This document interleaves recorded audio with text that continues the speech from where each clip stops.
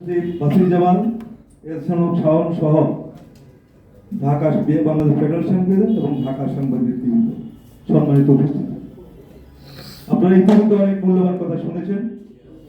বিশেষ করে আমাদের মহাসচিব কাদের গনি চৌধুরী অনেক তথ্যবহুল বক্তব্য আপনাদেরকে দিয়েছেন। বিশ্ব মুক্ত গণমাধ্যম দিবস এবার বাংলাদেশে আমাকে একটি ঘটনায় খুব অবাক করেছে।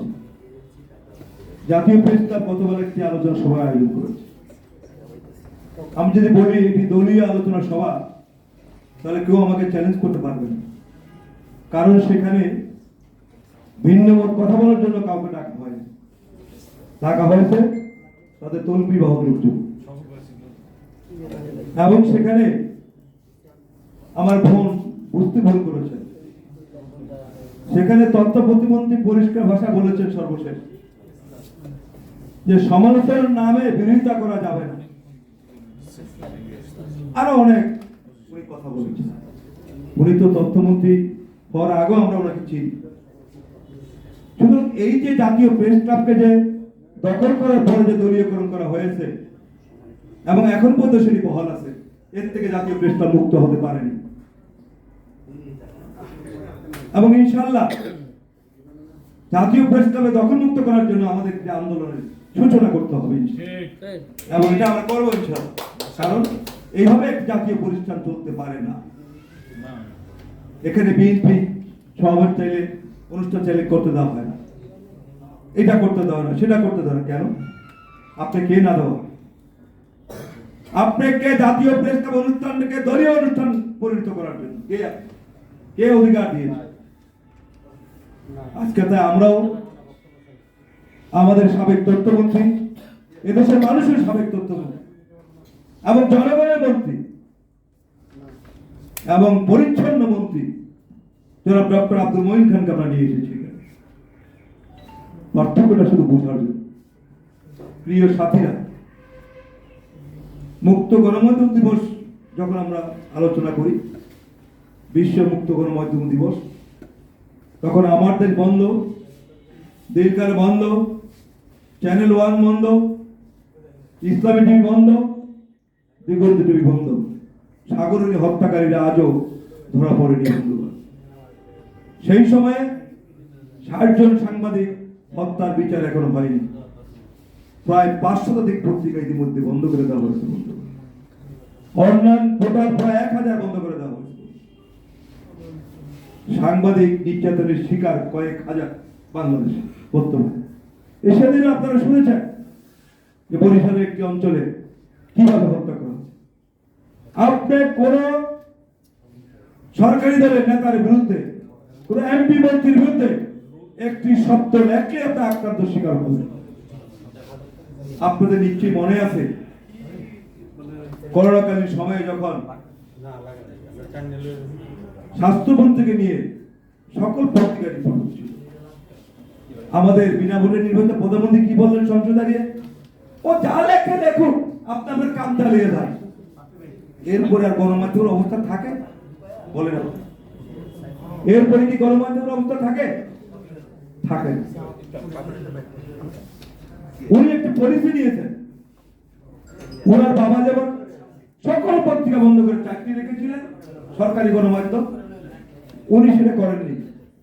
উনি এসে ওনার দলীয় লোকদের দিয়ে সমস্ত মিডিয়া তৈরি করেছেন।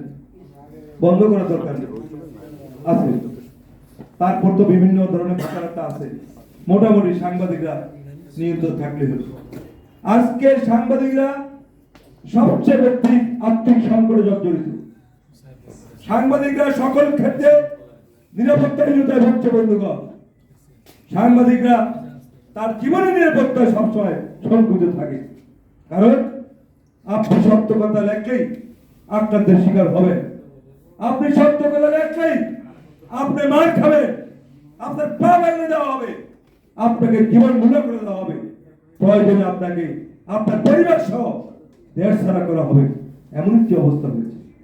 আজকে মাহমুদুর রহমান কোথায়? আজকে শফিক রহমান কোথায়? আজকে তারা দেশেই থাকতে পারে, দেশ ছাড়া হতে বাধ্য হয়েছে। পত্রিকা বন্ধ, এখানেই শেষ নয়, দেশ ছাড়তে বাধ্য হয়েছে। কেন দেশ ছাড়তে বাধ্য হয়েছে? তারা এই দেশকে ভালোবাসে। কারণ একটাই, ওই যে সরকার মনে করে তাকে দেশেই রাখা যাবে না, সেই জন্য দেশ ছাড়তে বাধ্য হয়েছে। আজকে যারা তৌফিক হয়েছে, যারা মনে করেছেন এই তোষামত করে করে একটি ভালো হতে থাকুন, না, এমন একটি সময় আসবে, এখন তো আমরা মামুরা আমরা তারা ছাড়া আর কেউ নাই। আমি এবং তুমি দামি নির্বাচন দিয়ে একটি সংসদ গঠন করা হয়েছে।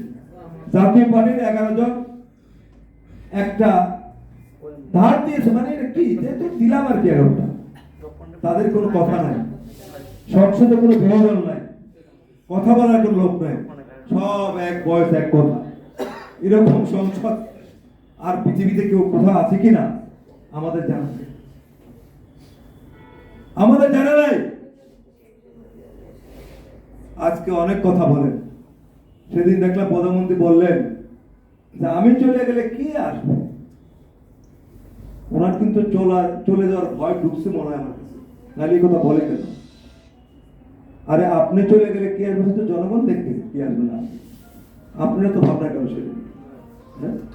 আর ওবায়দুল কাদের সাথে তো তিন ভাষারা যে বলেই দিতে কি বলতেছে না বলতেছে, উনি বিএনপি যে কোনো মূল্যে ক্ষমতা দিতে যায়, এই সেই কথা।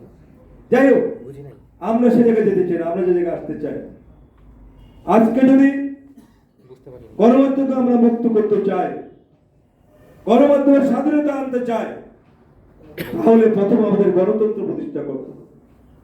যে দেশে গণতন্ত্র থাকে না, সে দেশে গণমাধ্যম মুক্ত হবে না, এবং গণমাধ্যমের কর্মীরা তারাও স্বাধীন হবে না। বন্ধুরা, আমি দায়িত্ব নিয়ে বলছি, বাংলাদেশের গণমাধ্যমের কর্মীরা আজকে স্বাধীন নয়, এবং তারা নানাভাবে আর্থিক সংকটে অনটনে জর্জরিত। বন্ধুগণ, আজকে চাকরি নিশ্চয়তা নেই, যে কোনো সময় চাকরি কথা চলবে। গণমাধ্যম কর্মীদের মতো এইরকম নিরাপত্তাহীন অবস্থায় বাংলাদেশের কোনো মানুষ নেই। বন্ধুগণ, আজকে কথা কথায় মার দেওয়া হচ্ছে, সাগরী হত্যাকারী বিচার হচ্ছে না, সাহায্য সাংবাদিক বিচার হচ্ছে না, বন্ধ পত্রিকাগুলি খোলার কোনো ব্যবস্থা নেই। আপনি 4টি পত্রিকা বন্ধ করে, 5 শতাধিক পত্রিকা বন্ধ করে, হাজার হাজার নিউজ পোর্টাল বন্ধ করে আপনি মুক্ত গণমাধ্যমের কথা বলছেন, হাসতেও কষ্ট লাগে। এটা চলতে পারে না। আমরা 3টি বিষয় কোনো আপোষ করি না: মুক্ত গণমাধ্যম, গণতন্ত্র এবং দেশের স্বাধীনতা এবং সার্বভৌমত্ব। এই 3টি বিষয়ে আমরা কথা বলবো। গণতন্ত্র না থাকলে মুক্ত গণমাধ্যম থাকবে না, মুক্ত গণমাধ্যম গণতন্ত্র না থাকলে দেশের স্বাধীনতা এবং সার্বভৌমত্ব হুমকির সম্মুখীন হবে। বন্ধুগণ, আজকে তাই যারা দেশকে ভালোবাসি, বাংলাদেশকে স্বাধীন রাখতে চাই, বাংলাদেশকে টিকে রাখতে চাই, আসুন আমরা গণতন্ত্রের আন্দোলনে আসি। যদি গণতন্ত্র প্রতিষ্ঠা হয়, তাহলে বাংলাদেশে ইনশাআল্লাহ গণমাধ্যম মুক্ত হবে। বন্ধুগণ, আপনাদেরকে সকলকে আগামী দিনে আন্দোলনের সক্রিয় অংশগ্রহণের জন্য উদাত্ত আহ্বান শেষ করছি। আল্লাহ হাফেজ। বাংলাদেশ জিন্দাবাদ। বাংলাদেশ ফেডারেল সাংবাদিক ইউনিয়ন, ঢাকা সাংবাদিক ইউনিয়ন জিন্দাবাদ।